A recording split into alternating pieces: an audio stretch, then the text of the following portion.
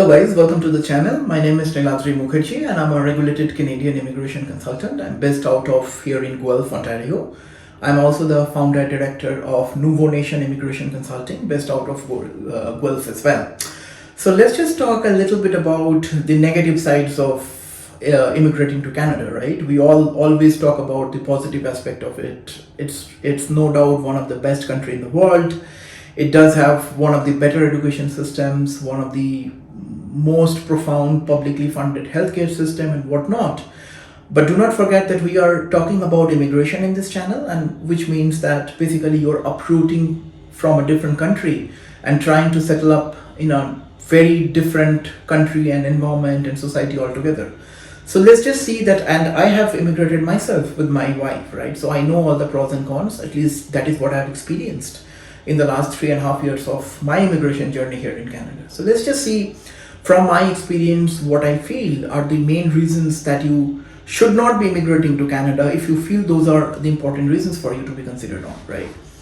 First and foremost, after you arrive in Canada, expect the initial few days to be extremely busy, right? You'll get your social insurance number, you will apply for your PR card, you will open up your bank account, and then you have to find your accommodation maybe from the initial days of Airbnbs and whatnot. Those will actually keep up your physical bandwidth as well as your mental bandwidth busy for the next few days, a week, right? And after that, really the reality will hurt you. Means that 99% of the times you will not have a job, once you are in Canada. And you will see that all the savings that you have brought from home is like flashing away like anything because of obviously the currency, exchange and whatnot, right? So then the reality hurts you. And then eventually, if you do not get a job on time, or if you think that your job search effort is not really yielding result within the first few weeks and months, you start feeling very, very lonely and secluded, right? And of course, you do not know anybody out here for the most cases, right? So, and it's a very different country for you. People are talking in English all the time, which you may not be habituated at back home. Very different kind of an atmosphere, and then everybody is busy in their own life. That at least that is what you will feel in the initial days. So which makes a lot of the immigrants very, very lonely in the initial first. You will feel in the initial days. So which makes a lot of the immigrants very, very lonely in the initial first weeks or months, right?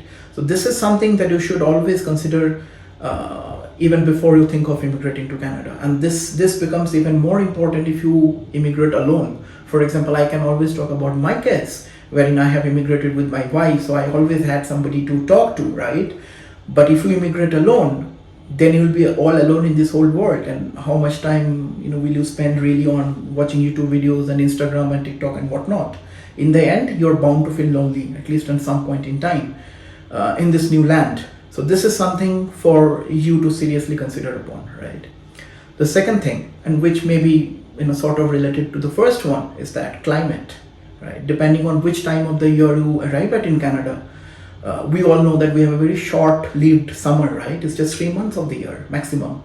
And if you come here on peak winter, you will take a lot of time to get adjusted to this harsh reality, no matter whichever part of Canada you go, unless and until you go to that very specific part of British Columbia, which is sort of warmer, depending on which part of the world you're coming from. Other parts of Canada will be very cold, will be pretty cold, right? -10, -15, -20, and sometimes -25 are will be the realities of your regular life. So this is something that you really have to cope up to. And obviously the country is well prepared to tackle winter. This is nothing to be scared of. After you spend a few months or maybe your first winter here in Canada, right? Like, I am by no means a winter person, but I felt like absolutely all right in my very first winter as well. All right, so it's just fine, but it really depends on person to person. So climate is something that you should consider on, particularly if you're coming from countries such as Asia and Africa, which are obviously more warmer as compared to our environment here. The third factor, which I thought to bring it on, is the unpreparedness, right? People oftentimes, they save their money to show to the federal government as a proof of fund, but the moment their PR application gets approved, they start using that money. Do not do that. The government has given you a certain amount to be kept as a reserve in your account for a proof of fund for your immigration to Canada for a certain reason. It's not easy to find a job in Canada just after you land. It takes effort, it takes time, right? It takes a lot of energy at your end. So if you're not well prepared financially as well as mentally, and particularly financially, your savings will drain like flash away like anything, right? Which is why I always say, and that is what will bring me to my second point, which is do not bring your ego to Canada, right? Just keep your ego home. Just forget for the first few months that you know that you are an investment banker based out of say Mumbai. You are like you used to work in a very senior position in Goldman Sachs in Dubai. Like guys, try to understand. India, Dubai, Middle East, China, whatever, Africa doesn't work for us, right? Either you have a Canadian work experience or you do not have a Canadian work experience. If you have a Canadian work experience, obviously getting a job will be a lot easier for you based on the kind of profile that you have. And by job, I mean the relevant job, right?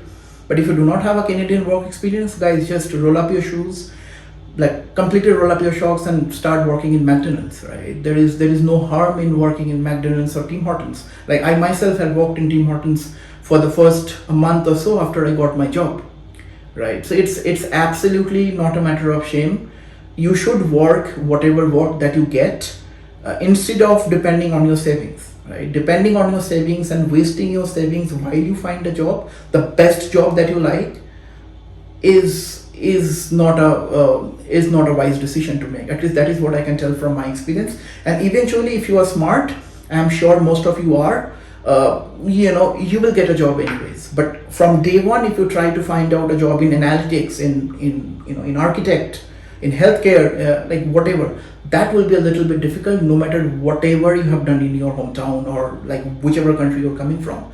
So keep your egos home. You have to be prepared with the new reality and have to understand that nobody really cares about your experience back home. In most of the times, you have to start with a survival job, and it does make sense to start with whatever you get rather than just depending and like wasting your savings.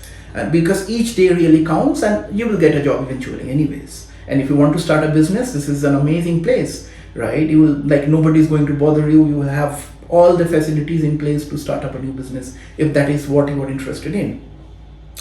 Lastly, and this is shocking, as per recent statistics, over 35% of new immigrants get divorced within the first year.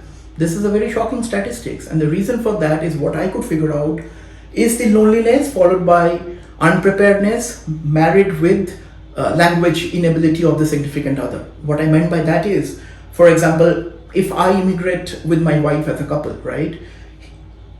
Here my wife will have to go to work. So it's not a choice for her. So it's not an option for her, right? Like she will have for us to survive as a family. This is the reality of being in Canada, right? So both of us, we have started working. In our case, both my wife and I, we have started working from literally day 3 or 4 of us immigrating to Canada. But in many instances, we see that the significant other, the partner, is not ready in terms of working in a new country or may not have worked in the home country. Hence, he or she is a little bit anxious about working. He or she may not have the desired language ability either in English or French to be able to work or to be able to find a work to start in. And eventually all leads to financial misery and whatnot, and which leads to divorce, right? So which is why my suggestion will be to all of you that both of you should be prepared in terms of your language. No matter how well you write English, you have to speak English or French as well in a manner that is understandable, right? So it's no-brainer to go to a language school. The government does offer a lot of language courses for the new immigrants, or maybe by the time you get your co-PR and from the time you land, you'll have good 1, 2, 3 months kind of a time. If you think your language, you are not well prepared to speak in fluent English, maybe go to a language school back home and then like prepare well. So these are some of the important things or steps that I think you should take. And this is very important, your language ability is very important for anybody to find a work or do anything to do, for example, here in Canada. For example, what if you have to call 911 for some emergency? You have to speak in either English or French, preferably in English, unless and until you're in some parts of Quebec, right? So these are sort of my This is what I could tell you from my experience. There could be many other things as well. In a nutshell, immigrating to any country, and I can talk only about Canada, and of course, is not easy. All right. So no matter whatever you have done in your home country, whatever higher positions you have held, or whatever you are, has really no value after you have landed here in Canada. You really have to prove your worth in this country. It's an excellent country which values any sort of work. There is no shame in doing whatever work that you get, no matter if it's a $14 per hour or $400 per hour. So the work is being valued, not what you are doing. Any effort is appreciated. Everybody is valued equally in this society. So you should be mostly fine, but those are the initial struggles that you should be prepared for. And make sure you prepare well, right? Make sure you prepare well. Just be financially prepared in terms of learning English or French if you're already not well prepared on that front. Make sure you're financially well prepared. Make sure you have a buffer. Make sure you have an emergency fund, right? Those things are important. And what if you don't have that much money? So guys, save up and then come, right? There is just no other option, right? You have to have readily available finances should there be any need. There is just no other option for that. And keep your eyes and ears open. People are extremely friendly in this country. You will make friends very, very soon, right?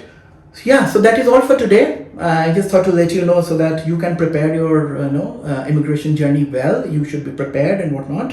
If you need my professional assistance with your immigration or temporary visas to Canada, please feel free to send us an email. We will be more than happy to help you out with. Thank you very much.